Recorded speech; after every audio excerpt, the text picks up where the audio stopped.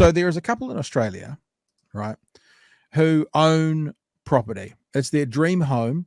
They have quite a big section. I think it's 2 hectares. I'm sure it says it in this article. And what's happened over time, as we find in many parts of the world, like I spent a lot of time in Auckland in my 20s, and I used to spend a lot of time in an area of East Auckland called Howick. And then you drive through all the farmland and you get to Manukau. Now Howick and Manukau are joined by houses. There's no farmland left. Urban sprawl, it's got there. It's all sold off. It's all, Edward Scissorhands, same coloured houses, same coloured roofs, and it's become one. So there's this part of Australia where that's happened, but there is this family who have their dream home, and they go, we're not selling out to developers. The reason I've been pausing on the story, because I want to show you the photo if you haven't seen it, guys. Have a look at this. There's the family. I love it. And they've basically gone, fuck you all. Apparently the story talks about, several years ago, they could have sold it for $5 million. Now their block of land is said to be worth $40 million in this development. And we'll go down and show some of the other photos as how ridiculous this looks.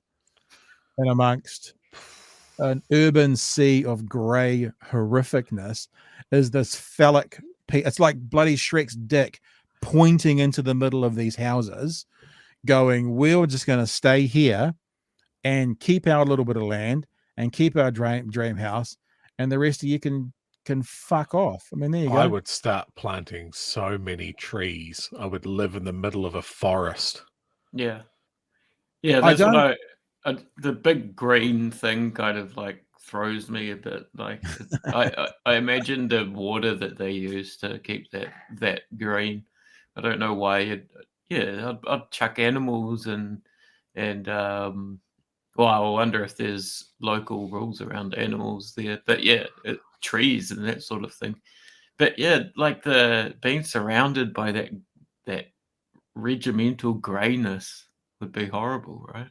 So that's their house. Look how lush their lawn is. It's a pretty good looking lawn from down low as well. The only thing that would make this better, and you absolutely know that he's got a pretty decent lawnmower, but if it was just a push mower, he could start on a Thursday and finish on Sunday afternoon. It is peculiar. I don't quite understand the lawn. Like I think as we look at it, like literally not a single tree. I mean, are there a couple of bushes there? Yeah.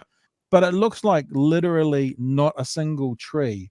That goes on to talk about the price of property in America. It makes me think, and I think they talk about in the story, they talk about the castle. They go, oh, Dad, it is kind of like that. It's like there's this Australian thing about having the perfect lawn. As Gareth said at modern day, the castle. Yeah, except the difference is his thing wasn't worth very much, and they had to pull it down. But this thing here is said to be worth $40 million now. Although we were kind of questioning that, because they said that it says here, today's valuation is almost unimaginable. The land is worth $40 million plus to local developers who would squeeze 40 new $1 million homes onto the space. Now, I guess that's what they mean.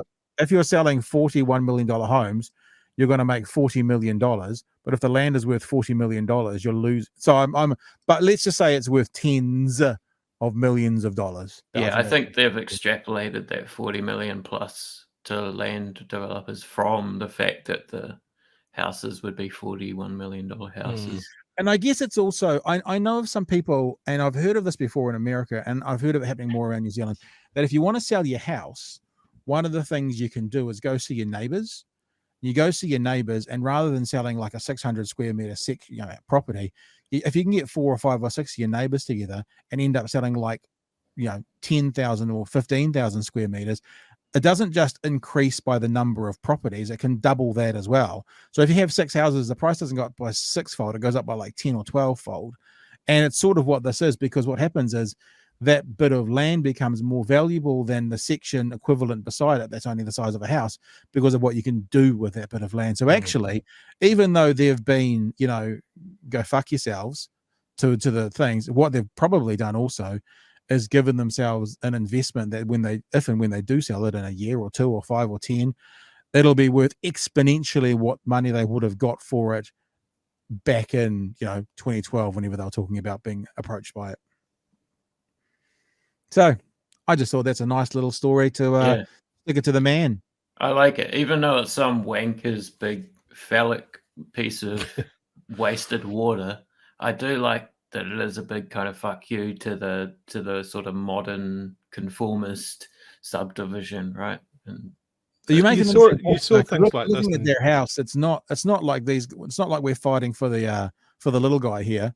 You know, they're not. They're obviously not short of a quid or two themselves. But it's still, even though, like, if someone who is comfortable still sticks it to the man who is 1,000 times more comfortable, it still kind of feels nice. Yeah, this would be an amazing story if it was a 3-bed wooden villa. Yeah, and they'll still say no to the 40 mil. No, it's just a crotchety old man going, "No, I'm going to make this awkward for everyone. I'll be dead soon." Like another hole, man.